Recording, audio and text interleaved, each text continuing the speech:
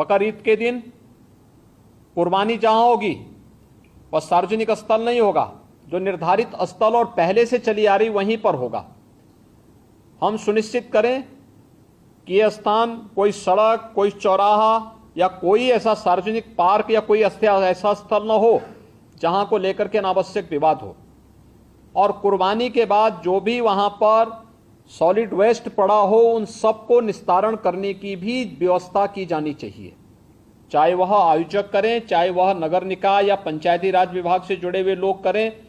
इस व्यवस्था को पहले से सुनिश्चित होना चाहिए कि कुर्बानी के तत्काल बाद उसकी सफाई की व्यवस्था भी हो जाए जिससे गंदगी न होने पाए।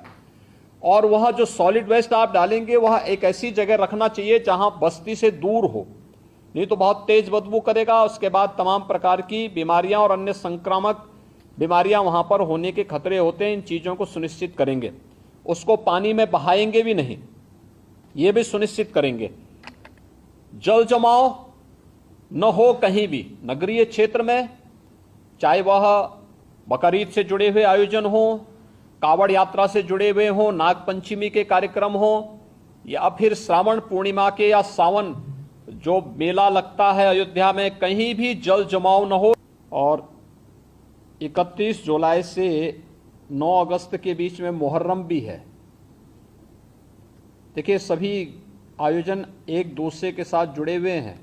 मुहर्रम के दौरान इस दिश से इसकी कार्य योजना बनाने के लिए जो हम लोगों ने धर्मगुरुओं के साथ संवाद बनाने की कार्रवाई को विभिन्न अवसरों पर अपनाया है, उसको हम पहले से ही तैयारी कर लें। और बहुत सारे जनपदों ने इस पर अपना कार्य प्रारंभ भी किया है।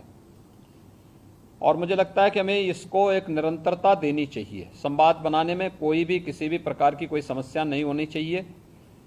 ये निचले स्तर पर कहीं पर थाना स्तर पर पीस कमेटी की मीटिंगों के माध्यम से और थानाध्यक्षों के और अन्य जो हमारे इंस्पेक्टर, सब इंस्पेक्टर हैं, इनके माध्यम से भी कुछ धर्मगुरुओं के साथ, पुजारियों के साथ या अन्य जो मौलवी हैं उन सब के साथ हम लोगों को संवाद बनाने में कोई भी संकोच नहीं होना चाहिए। समाज के जो मानिंद हैं, अलग अलग तबके के, उन लोगों के साथ भी संवाद बनाने में हमें किसी भी प्रकार का कोई संकोच नहीं होना चाहिए।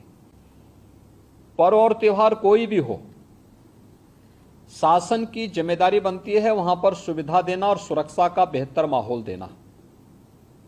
कोई भी पर्व और त्योहार हो परंपरागत तरीके से हो, परंपरा से हटकर कुछ भी हम न होने दें। आयोजकों के नाम नोट करें, आयोजकों से हम लोग एप्लीकेशन जरूर लें और उनसे सुनिश्चित जरूर कराएं। हमने गृह विभाग को भी मैंने फॉर्मा उपलब्ध करवाया था कि उसे हर एक जनपद में उपलब्ध कराएं, उसी के माध्यम से अनुमति भी सुनिश्चित कराएं। शर्तें जोड़िए उसमें कि वह कहीं भी शांति को भंग करने वाली व्यवस्था में कोई भी ऐसा बयान नहीं देंगे, कोई भी ऐसा कार्य नहीं करेंगे जिससे शांति व्यवस्था भंग होती हो, या किसी जाति, मत, मजहब, वर्ग, संप्रदाय या किसी भी अन्य उसकी भावनाएं आहत होती, कोई भी प्रकार की बयानबाजी न हो। इस पर ध्यान देने के लिए हमें जहां व्यवस्था बनानी पड़ेगी, वहीं साथ ही साथ हम इस बात को सुनिश्चित करेंगे बकरीद के लिए मुस्लिम धर्मगुरुओं के साथ और इस आयोजन के साथ जुड़े हुए जितने भी लोग होंगे उन सभी के साथ हमें संवाद बनाना होगा। कावड़ यात्रा के लिए भी हमें कावड़ संघों के साथ, कावड़ संघ हैं बने हुए हर एक जगह, उनसे भी संवाद बनाना पड़ेगा। अगर हम उसी स्तर पर संवाद बनाएंगे तो बाद में जब एक भीड़ इकट्ठी होती है तो उस समय समस्या नहीं खड़ी होती है, तब ये कार्यक्रम एक रूटीन का हिस्सा बन जाता है, फिर उसमें कोई समस्या पैदा नहीं होती। यह सुनिश्चित करें क्योंकि ये सारे कार्यक्रम पड़ेंगे और 15 अगस्त को स्वतंत्रता दिवस का कार्यक्रम भी होगा जो बहुत अमृत महोत्सव है आज़ादी का।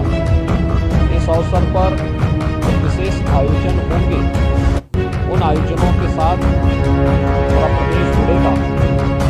तो जितने भी ऐसे तत्व हैं जो एंटी सोशल हैं, एंटी नेशनल हैं, वे कुछ न कुछ गड़बड़ी करने का प्रयास करेंगे, माहौल को खराब करने का प्रयास करेंगे। इसलिए सतर्कता और सावधानी, इसके लिए संवाद हमारा महत्वपूर्ण है। संवाद के माध्यम से इसके समाधान का रास्ता निकालना, इसकी समस्या स्तर पर, स्तरीय स्तर पर, जौन स्तर पर निरंतर होती है।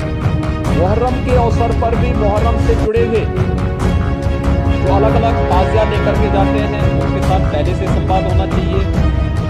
कहीं भी कावड़ यात्रियों का और मुहर्रम के जुलूस आपस में टकराने की नौबत न आने पाए, इसके लिए पहले से रूट तैयार कर लेना, पहले से सुनिश्चित करना कि किसी की भावनाएं आहत भी न हो और दोनों कार्यक्रम संपन्न हो जाएं, परंपरा का उल्लंघन भी कहीं न हो, इस बात को सुनिश्चित करेंगे और इस पर हम लोग पहले से ही